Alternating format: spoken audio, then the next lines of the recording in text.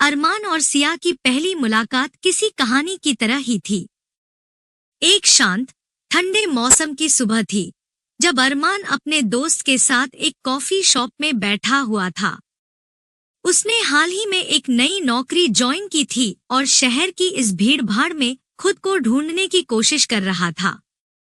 वहीं सिया अपने काम के सिलसिले में शहर के इस हिस्से में आई थी और कॉफी शॉप में एक बैठक करने के लिए रुकी। सिया की आंखें बड़ी-बड़ी और चंचल थी, जिनमें एक चमक थी जो अरमान को पहली नजर में ही भा गई।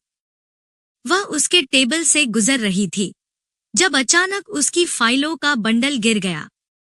अरमान ने तुरंत उठकर उसकी मदद की। आप ठीक हैं? उसने हल्के स्वर में पूछा। सिया ने एक हल्की मुस्कान के साथ जवाब दिया, हाँ, शुक्रिया। मैं शायद जल्दी में थी। इस छोटी सी मुलाकात के बाद अरमान को सिया के बारे में जानने की उत्सुकता हुई, लेकिन वह उसे फिर से देखने की उम्मीद छोड़ चुका था। पर किस्मत को शायद कुछ और ही मंजूर था। कुछ दिनों बाद वह एक नए प्रोजेक्ट पर काम करने पहुंचा और सामने सिया बैठी थी। यह देख अरमान के दिल की धड़कनें तेज हो गई। दोनों ने एक दूसरे को पहचान लिया। धीरे धीरे काम के सिलसिले में बात होने लगी और काम के बाहर भी मिलने का सिलसिला शुरू हुआ। जैसे जैसे दिन बीतते गए, अरमान और सिया के बीच की दोस्ती और गहरी होती गई। वह दोनों एक दूसरे के साथ घंटों बातें करते, काम के बाद कॉफी शॉप में मिलते और कभी-कभी शाम को पार्क में टहलने भी जाते। वे दोनों एक दूसरे की कंपनी में खुद को बहुत सहज महसूस करते थे। सिया अरमान के जीवन में नई रौनक लाई थी। उसका सकारात्मक दृष्टिकोण और जीवन के प्रति उसका उत्साह अरमान को बहुत प्रेरित करता था। सिया भी अरमान के शांत स्वभाव और उसकी सोच से प्रभावित थी। उसे अरमान का समर्थन और उसकी बातों में एक गहराई महसूस होती थी। उनकी हंसी मजाक और गंभीर बातचीत के बीच दोनों के दिल एक दूसरे की ओर खिंचने लगे थे। एक दिन जब सिया और अरमान एक पुराने मंदिर की सैर के लिए गए, तो अरमान ने उससे पूछा, क्या तुम्हें कभी प्यार हुआ है? सिया ने थोड़ी देर सोचा और मुस्कुराते हुए कहा, मुझे लगता है कि प्यार तब होता है जब आप किसी के बिना खुद को अधूरा महसूस करने लगते हैं।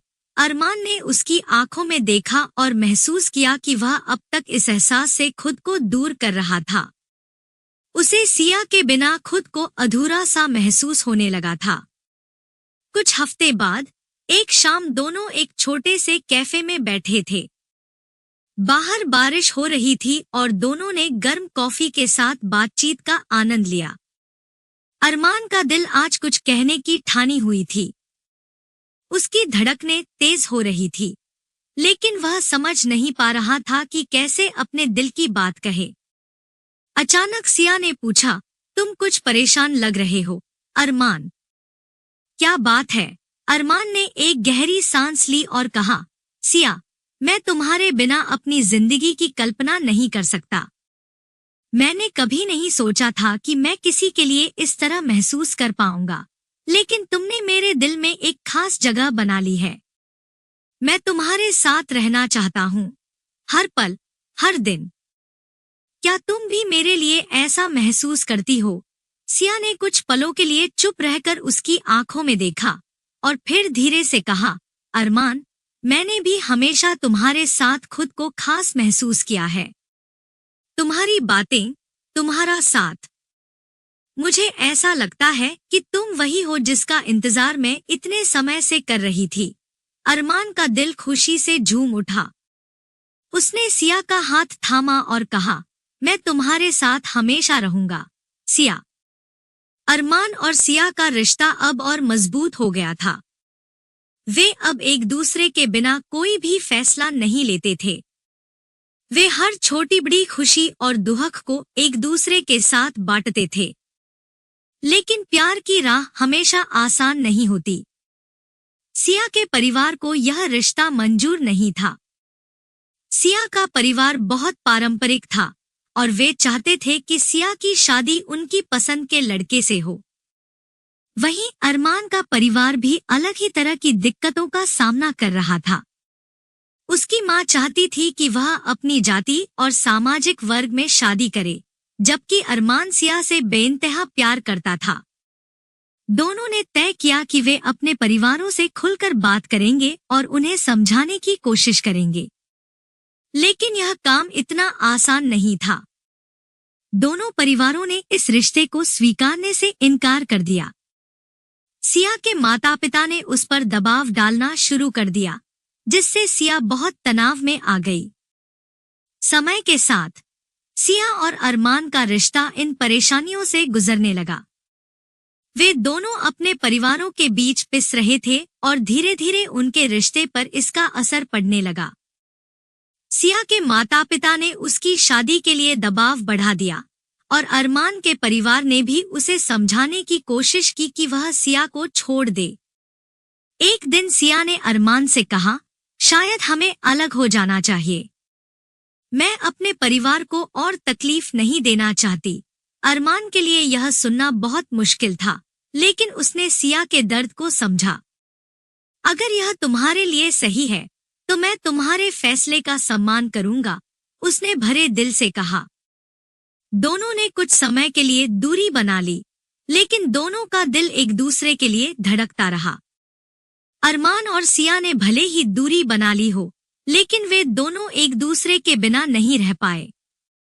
कुछ महीनों बाद जब अरमान की मां ने देखा कि उसका बेटा हर रोज उदास और खोया हुआ रहता है, तो उसने उससे पूछा, तुम्हारे दिल में क्या है, अरमान? अरमान ने सारी बातें अपनी मां से साफ साफ कह दी। उसकी मां ने महसूस किया कि उसका बेटा सिया से सच्चा प्यार करता है और उसने उसके प्यार को स्वीकार करने का फैसला किया। सिया के घर में भी हालात कुछ ऐसे ही बदल रहे थे। उसके माता-पिता ने सिया की उदासी देखी और आखिरकार यह समझ लिया कि उनके फैसले से उनकी बेटी खुश नहीं है।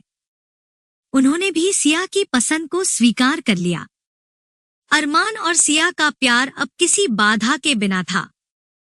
उनके परिवारों ने भी उन्हें स्वीकार कर लिया और दोनों की शादी की तैयारी शुरू हो गई।